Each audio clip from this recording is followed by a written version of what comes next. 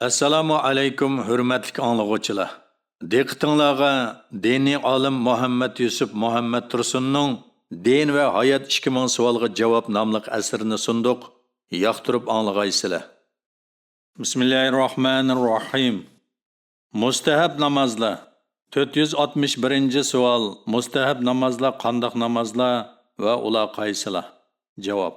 Mustahab namozlar payg'ambar alayhissalom ba'zida o'qigan yoki boshqalarning o'qishiga yo'l qo'ygan ta'kidli sunnat darajasiga yetmagan namozlar bo'lib, ta'kidsiz sunnat qatoridan sanaladi.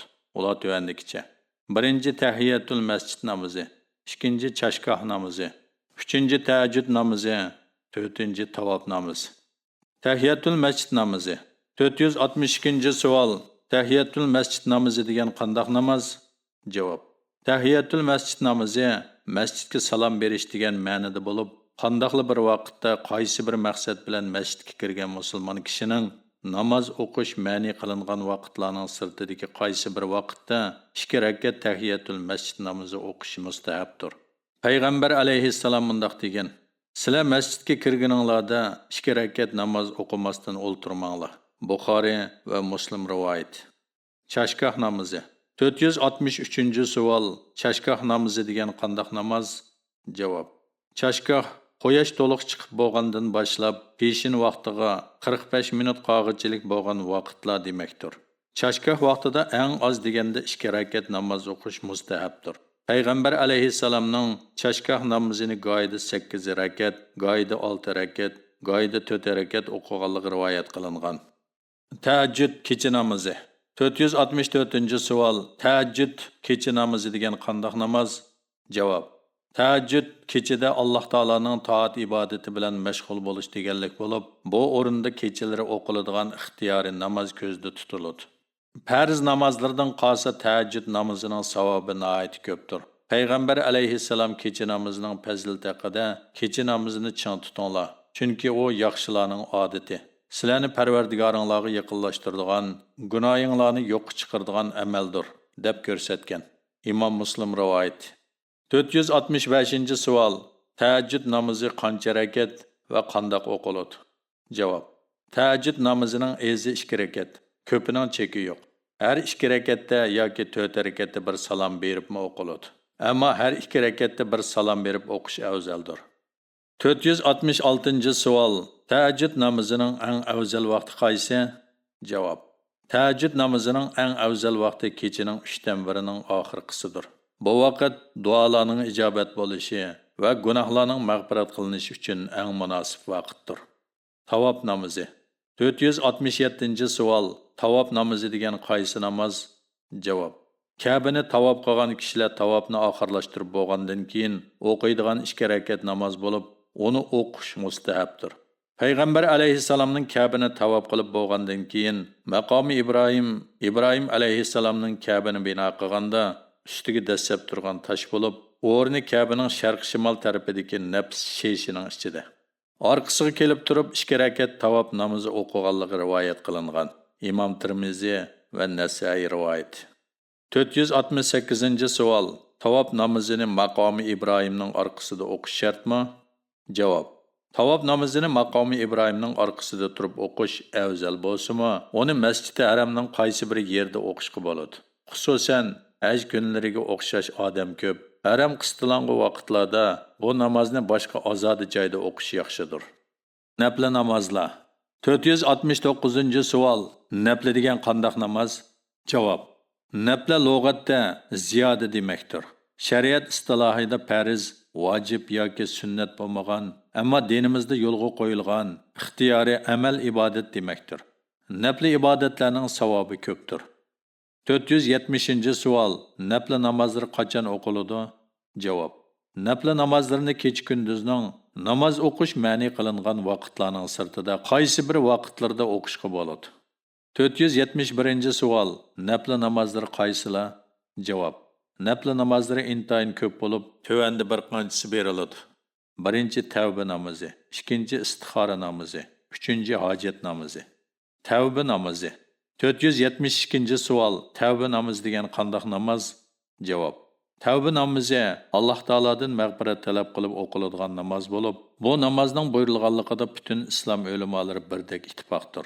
Payg'ambar alayhissalom kimki tahoratni komil elib, 2 yoki 4 rakat namoz o'qib, Allohdan gunohlarga kechirim so'raydi ekan, Alloh uning gunohlarini cho'qim mag'firat qiladi, deb ko'rsatgan. 473-savol. Tavba namozi qachon o'qiladi? Javob. Tavba namozi umuman gunoh sodir qilgandan yoki bu namozni o'qishni ko'ngliga pukkandan keyin hamon o'qiladi. Gunoh qilgan kishi darhol tavba qilishi lozim. Tavbadan keyin tahorat elib 2 rakat namoz o'qishi va gunohi uchun Allohdan mag'firat tilashi, uning gunohining mag'firat qilinishiga vosita bo'ladi. Istixora namozi. 474-savol. Istixora namozi degan qanday namoz? Javob. Istixora Alloh taoladan yaxshilik so'rash demakdir. Biror ishning xayrlik bo'lib bo'lmasligi to'g'riliq Alloh taoladan ma'naviy bishorat elishni xohlagan odam 2 rakat namoz o'qib Alloh taolaga duo qiladi. Jabir radhiyallohu anhudan rivoyat qilindiki, payg'ambar alayhissalom bizga istixora qilishni xuddi Qur'on suralarini o'rgatgandek o'rgatdi va shunday deydi. Sizlar biror ishga otlanmoqchi bo'lsanglar, 2 rakat nafl namoz o'qib bo'lib, bunu duoni o'qinglar. Allahumma inni astaghfiruka bi ilmika va astaqdiruka bi qudratika va as'aluka min fadlikal azim fa innaka taqdiru wa la aqdiru wa ta'lamu wa la a'lamu wa anta a'lamul ghuyubi. Allahumma inni kunta ta'lamu hazal amr khayran li fi dini wa ma'ashi wa aqibati amri وعاجله فاقدروا لي ويسره لي ثم بارك لي فيه اللهم إن كنت تعلم أنه شر لي في ديني ومعشي وعاقبة أمري آجله وآجله فاصرفه عني واصرفني عنه واقدر لي الخير حيث كان ثم رديني به. ترجمة. Ey Allah, senin cheksiz ilminge sığınıp senindin yaxşılık sorayman. Senin kudretinge sığınıp senindin kuch-quvvat tilayman. Senin ulug' fazilingdan so'rayman. Sen haqiqatan her narsega qodirsan, men ojizman. Sen hammani bilasan, men bilmayman. Sen bütün g'ayiblarni bilguchisan. Ey Allah, mening bu ish, mening dinim, dunyoliqim va oxiratligim uchun hozirda va kelajakda yaxshi bo'ladiganligini bilsang, uni menga taqdir qilgin va menga uni oson qilgin. Ondan uningda menga barakat ato qilgin. Agar bu ish mening dinim, dunyoliqim va oxiratligim uchun hozirda va kelajakda ziyonli bo'ladiganligini bilsang, uni mendan yiroq qilgin va menimi uningdan yiroq qilgin. Nadil bo'lsin, menga yaxshilikni nasib qilgin. Ondan meni uning bilan mamnun qilgin. Ondan Alloh taoladan hojitinglarni so'ranglar. Buxoriy rivoyat. Bu hadisning ko'rsatmasiga asosan bir ishning xayrlik bo'lib bo'lmasligi to'g'riliq Alloh taolo tarafidan ma'naviy ishorat elishni xohlagan odam 2 rakat istixora namozi o'qiydi. Istixora namozi xuddi bomdodning sunnatini o'qigandek o'qiladi. Namoz o'qilib bo'lgandan keyin yuqorqi duoni o'qib bo'lib Alloh taolodan hojatlarini so'raydi. 475-savol. Istixora qilgan kishi ma'naviy bishoratni qanday oladi? Javob. Istixora qilgan kishining tushida bir narsa ko'rishi shart emas. Faqat istixora qilgandan keyin ko'nglining moyilligi kuchligarak bo'lgan ishni qilishga otlanib, Allohga tavakkul qilishda ziyon yo'q. Hojat namozi. 476-savol. Hojat namozi degan qanday namoz? Javob. Dunyo va oxiratga munosabatlik ehtiyoji bo'lgan kishi tahoratni komil elib 2 rakat namoz o'qiydi. Namozdan keyin Alloh taologa hamd sana va payg'ambar alayhissalomga durud aytadi. Ondan hojat duosini yoki o'zi biladigan duolarni o'qib bo'lib, hojatining amalga eshishini Allohdan so'raydi. 477-savol. Hojat namozida qaysi duoni o'qish afzal? Javob. Hojat namozida payg'ambar alayhissalom ko'rsatgan bunu duoni o'qish afzal. La ilaha illallahul halimul karim. Subhanallahi rabbil arshil azim. Alhamdulillahi rabbil alamin. As'alukal mujibati rahmatika va azamihi maghfiratika wal ismata min kulli zambin wal ghanimata min kulli birri was salamata min kulli ithmi. اللهم لا تدع لنا ذنبا إلا غفرته ولا هما إلا فرجته ولا حاجة هي لك رضا إلا فرجتها يا أرحم الراحمين. ترجمesi: Allah'tan başka haqiqiy iloh yo'qdir. O to'limi halimdir. Uluq arshining egisi bo'lgan Allah barcha nuqsonlardan pokdir. Hamda sana olamlarning parvardigori bo'lgan Allohga xosdir. Ey Allah, seningdan sening rahmatingga erishtiradigan amalni, mag'firatingga muyassar qiladigan tavbani, meni har qanday gunohdan saqlashingni, butun yaxshiliklarga erishtirishingni va har qanday yomonlikdan omon qilishingni tilayman. Ey Allah, mening butun gunohlarimni mag'firat qilgin. Barliq qiyinchiliklarimni hal qilib bergin va sening roziligingga erishishim uchun turtki bo'ladigan har qanday hojatlarimni ravo qilib bergin. Ey rahim qilguvchilarning eng shafqatligi bo'lgan Allah. Yuqorqilardan boshqa nafl namozlari ko'pdir. Jinoza namozi yoki meyit namozi. 478-savol. Jinoza namozi qanday namoz? Javob: Jinoza namozi o'lgan musulmon kishini dafn qilishdan burun o'qiladigan duo xarakterlik namozdir. 479-savol. Jinoza namozi o'qishning hukmi nima? Javob: Musulmon meyitning jinoza namozini o'qish meyitning varislari uchun meyitning haqqi va umumiy musulmonlar uchun farz kifoyadir. 480-savol. Jinoza namozining imomligiga haqli kishilar kimlar? Javob: Meyitning jinoza namozini shu shahardagi cho'ng jamining imomi xotiba o'qiydi. U bo'lmaganda shu mahalladagi masjidning imomi o'qiydi. İmam kelmese, meyitning egilari, ya'ni otasi yoki o'g'li yoki tog'lardan birasi imom bo'lib jinoza namozini o'qiydi. Namozi o'qilmaydiganlar. 481-savol. Qanday kishilarning namozi o'qilmaydi? Javob: Kofirlarning, munofiqlarning, jinoyat ustida o'lgan qaroqchilarning, islom davlatining adolatli hokimiyatiga qarshi chiqish yo'lida o'lganlarning, ota-onasidan birasini o'ltirgan qotilning namozi o'qilmaydi. Jinoza namozi o'qishning shartlari. 482-savol. Jinoza namozi o'qishning shartlari qaysilar? Javob: Jinoza namozining shartlari tuvandikilar. 1. Meyitning musulmon bo'lishi. 2. Meyitning tirik tug'ilgan bo'lishi. O'lik tug'ilgan yoki vaqti kuni tug'ilishdan burun tushib ketgan buvoqning namozi o'qilmaydi. 3. Meyit yuvib tozlangan va kepanga elingan bo'lishi. 4. Meyitning qibla tarafga jamoat oldida hozir qilinishi. 5. Meyitning jasadining to'liq hozir qilinishi yoki jasadining ko'proq qismi, hech bo'lmaganda beshi bilan yerim badani hozir qilinishi. 6. Meyitning qatnash qurollari yoki kishilarning mursida bo'lmasligi, balki yerga qo'yilishi shartdir. Jinoza namozining farz va vojiblari. 483-savol. Jinoza namozining farzlari qaysilar? Javob: Jinoza namozining farzlari 2 bo'lib, ular: 1. Jinoza namozining takbirining hammasini to'liq aytish. 2. Jinoza namozini o'ri turib ado qilish.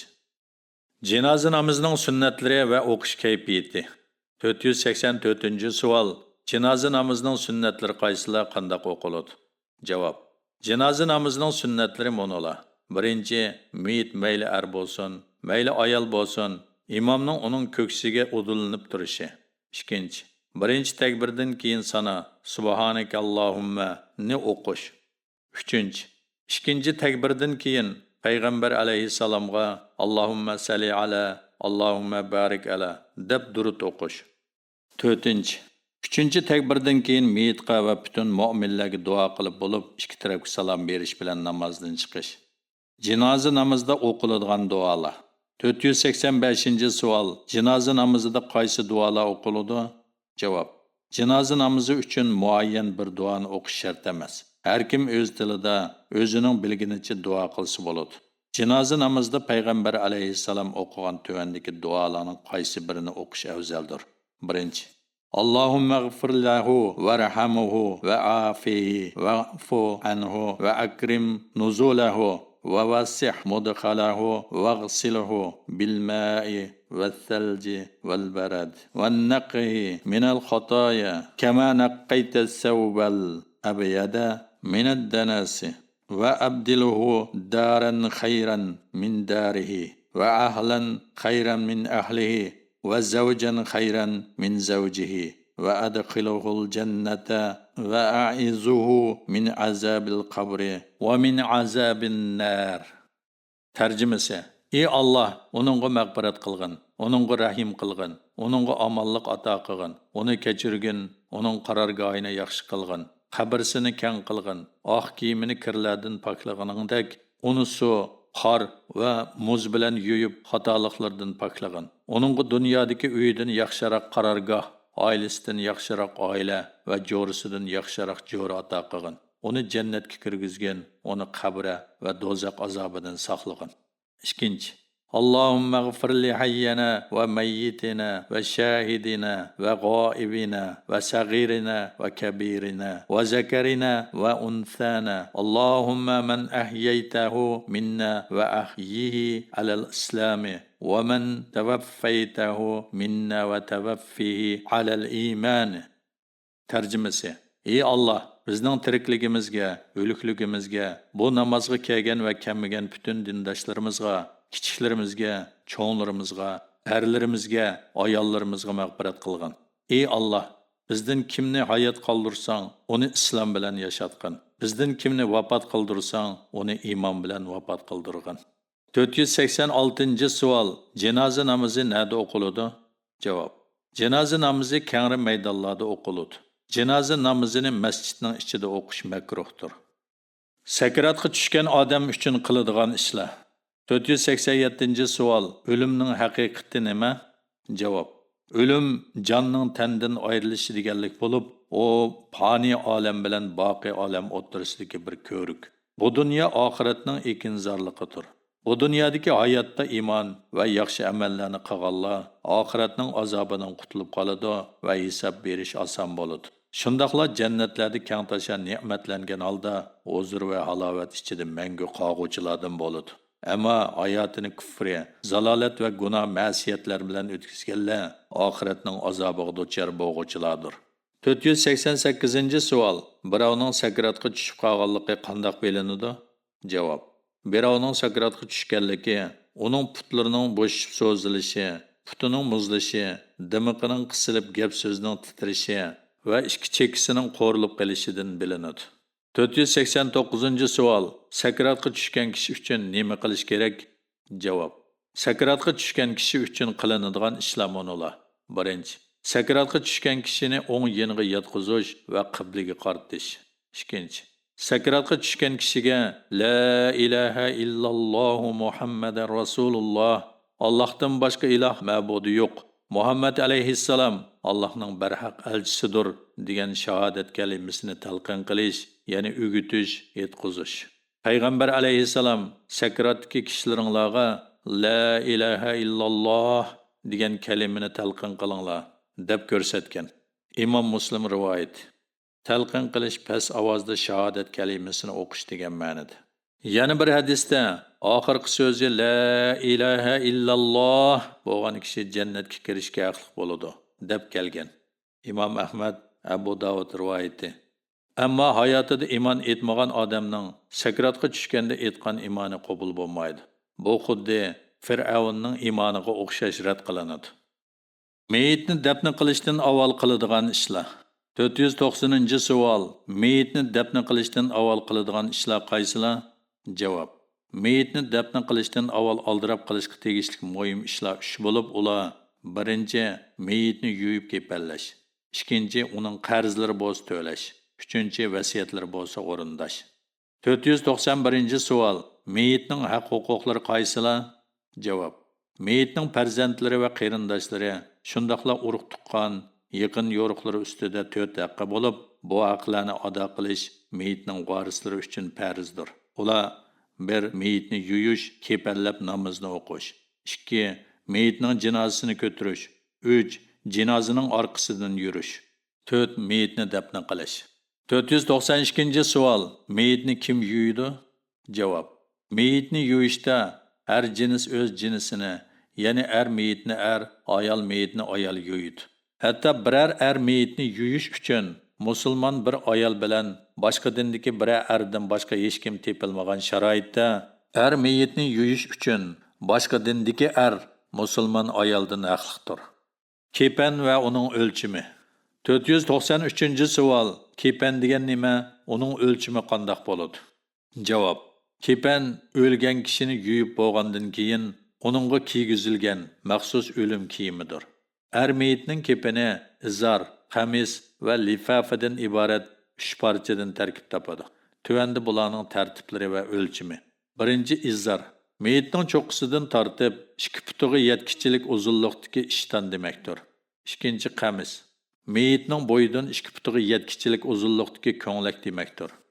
Uchinchi lifafa. Meyitning beshi bilan 2 putini to'liq yo'gab turg'uchilik miqdorida uzun va keng yo'ganchi demakdir. İzhar bilan qamisga yonchoq yoki tugma bekitilmaydi. Ayol meyitning kepini 5 parchadan tarkib topgan bo'ladi. Ular izhar, qamis, yog'liq, xirqa va lifafadan iboratdir. Bularning tartiblari va o'lchami tuvandikicha. Ayol meyitga kiydiriladigan izhar bilan qamis va ayol meyitni yo'gaydigan lifafaning o'lchami meyitning izhari bilan qamisi va lifafasiga o'xshash bo'ladi. Yağlıq ayal meyitning yüzü bilan beshini yo'gab tura oladigan o'lchamdagi kengroq yağlıqdir. Xirqa ayal meyitning ko'ksining yuqorisidan kindikining ostigacha bo'lgan o'rniga kiydiriladigan uzun va kengroq xaltadir. Meyitni kepallash usuli. 494-savol. Meyitni kepallash usuli qanday? Javob. Meyitni kepallashda avval lifafa yeyib selinadi. Ondan uning ustiga izzar selinadi. Ondan onunğa qamis kiydiriladi. Ondan ostiga selingan izar bilan yo'giladi. Yo'gash meyitning sol tarafidan boshlanib, o'ng yenida oxirlashadi. Ondan lifafa bilan uning beshining cho'qqisidan boshlab, 2 putining uchilarigacha to'liq yo'giladi. Lifafa meyitning bosh tarafi bilan oyoq tarafidan eshib turadi. Jasadning ichilib qolishidan qo'rqsa, kepanning ustidan bog'lab qo'ysa bo'ladi. Meyitning beshiga salla o'rash makruh sanaladi. Ayol meyitni kepallashda avval lifafa yeyib selanadi, ondan uning ustiga izzar selanadi. Ondan ayol meyit bu ikkisining ustiga yotqiziladi. Ondan uningga qamis kiygiziladi. Ondan beshiga yog'liq tengiladi. Ondan xirqa ko'nglikining ustidan ko'ksiga kiygiziladi. Chechi 2 bo'g'im qilib o'rilgan holda ko'ksiga, ko'nglak ustiga qo'yiladi. Ondan izzar bilan yo'giladi. Uning ustidan lifafa bilan yo'giladi. Meyitni dafn qilish va uning qoidasi. 495-savol. Meyitni dafn qilishning hukmi nima? Javob. Meyitni dafn qilish farz kifoyadir. Odam bolasini dafn qilish Hazrati Odam alayhissalom davridan beri davom qilib kelgan bir diniy yo'sindir. 496-savol. Meyitni dafn qilishda kechiktirishga bo'lamdi? Javob. Meyitni jon uzganidan keyinla darhol yuyib kepallab, namozini o'qib dafn qilishga oldirash fazilatli ishdir. Uni kechiktirish yaxshi emas. 497-savol. Qabrning o'lchami qanday bo'ladi? Javob. Qabrni normal bo'yliq odamning ko'ksiga kelgichilik cho'nqurlikda, meyitning bosh oyog'i ozodi turg'uchilik uzunlikda va meyitning bo'yining yarmichilik kenglikda qo'lash kifoyadir. Buning bilan farz ado bo'ladi. Bu miqdordan texmi cho'nqurroq, uzunroq va kengroq qo'lash afzaldir. 498-savol. Meyitni dafn qilish usuli qanday? Javob. Jinoza qabrning qibla tarafida qo'yiladi. Meyitni lahatga, qabrning ichiga elib kirishda qibla tarafdan elib kiriladi. Meyit lahatga kirgizilib bo'lgandan keyin u o'ng tarafiga yotqizilgan holda yuzi bilan ko'ksi qiblaga qartiladi va kepanni bog'lagan yiplar yeshib etiladi. Meyitning o'ngdisiga yetib qolmasligi uchun uning dumbasiga xamxishlardan yoki tuproqdan yo'lab qo'yiladi. Ayol meyitni lahatga elib kirishda o'zining eri yoki mahram nikohi bog'lanmaydigan tuqqanlardan biri ko'taradi. Qabra va uningga munosabatli masalalar. 499-savol. Qabri qanchalik ko'tariladi? Javob. Qabri faqat bir g'irish, taxminan 22,5 cm egizlikda ko'tariladi. Bu kishilarning uning qabri ekanligini bilishi va tonib duo qilishi uchundir. 500-savol. Meyitni qabrsidan yo'tkashga bo'lamdi? Javob. Meyit dafn qilinib bo'lgandan keyin uni boshqa mozorga yo'tkash joiz emas. Islom peshvolari bu masalaga birdek harom deb qaraydi. Agar dafn qilingan joy boshqalarning tayyorlab qo'ygan yerligi bo'lgan bo'lsa yoki haqsiz elib olingan yer bo'lsa, bu holatda haq egasiga uning yerligining haqqini to'lab, uni rozi qiladi, meyit qabrdan chiqarilmaydi. 501-savol. qabrlarning hurmati qandoq saqlanadi? Javob: qabrlarning hurmatini saqlash tuvandikidek bo'ladi. Birinchi, qabri ustida namoz o'qimaslik, uxlamaslik, tarat qilmaslik, yotmaslik va orom ilish niyati bilan o'ltirmaslik. Ikkinchi, meyitning so'ngaklari teq chirib ketmagan holatda bo'lsa, qabrni ochmaslik. Uchinchi, meyitni dafn qilib bo'lgandan keyin yo'tkamaslik. To'rtinchi, bir qabrga birdan ortiq odamni dafn qilmaslik. Ammo haqiqiy zaruriyat tepilgan chaqlarda bunday qilishga bo'ladi. 5. Qabristonliklarga berib o'liklardan madad so'rash, farzand tilash, barakat tilash, kasallarga shifolik tilash qatorliq ishlarni qilmaslik. Bunda qilgan odam imondan ajraydi. 502 savol. Qabrlarni ziyorat qilishning hukmi nima? Javob: qabrlarni ziyorat qilish erlar uchun mustahab ekanligida butun mazhablar birdek ittifoqdir. Ammo ayollarning qabrlarni ziyorat qilish masalasida mazhablar ixtiloflashgan. Hanafi mazhabi bizning mazhabimizga ko'ra qabrlarni ziyorat qilish er va ayol har qanday musulmon kishi uchun o'xshashli mustahabdir. 503 savol. Qabrlarni qanday ziyorat qilish kerak? Javob: qabrlarni ziyorat qilganda buni duoni o'qish yaxshidir. Assalomu alal ahlil diyari minal mu'minina val muslimina va yarhamullohul mustaqdimina minna val mustakhirina va inna inshaalloh bikum laahiquna as'alullohu lana va lakum al-afiyata. Tarjimasi: Allohning omonligi bu joyda yotgan mu'min musulmonlarga bo'lsin. Bizdan vafot bo'lganlar va hayot qolganlarning hammasiga Alloh rahim qilgay. Bizmi Alloh xohlagan vaqtda albatta sizlarga qo'shilamiz. Alloh taoladan bizga va sizlarga omonlik tilayman. Imom Muslim rivoyat. 504-savol. Meyitga atalgan savoblar ularga yetamdi? Javob: Qur'on o'qib, sadaqa berib, uning savobini meyitga atash, meyitning gunohlari uchun Alloh taoladan mag'firat tilash va vakolat bilan qilib bo'ladigan zakotga o'xshash iqtisodiy ibodatlarni, hajga o'xshash ham iqtisodiy ham jismoniy ibodatlarni musulmon meyiti uchun o'rindab qo'yish joizdir. Bu amallarning savobi meyitga yetadi. Shahid va uni yerlikka qo'yish usuli. 505-savol. Shahid degan kim? Javob: Shahid Alloh yo'lida g'azot qilib o'ldirilgan kishi demakdir. Shundaqla qaroqchilar yoki bulonchilar yoki o'g'irlar tarafidan kechida yoki kunduzda o'z uyida qandoqli bir narsa bilan urib o'ldirilgan odammi shahid hisoblanadi. Ammo shahidlikning eng yuqori martabasi Allohning dinini va musulmonlarning diyorlarini qo'g'dash yo'lida o'lishdir. 506-savol. Shahidlar qandoq dafn qilinadi? Javob: Shahid bo'lgan kishi yuyilmasdan, qonlari surtilmasdan, o'z kiyimiga o'rab turib namozi o'qiladi va shu peti dafn qilinadi.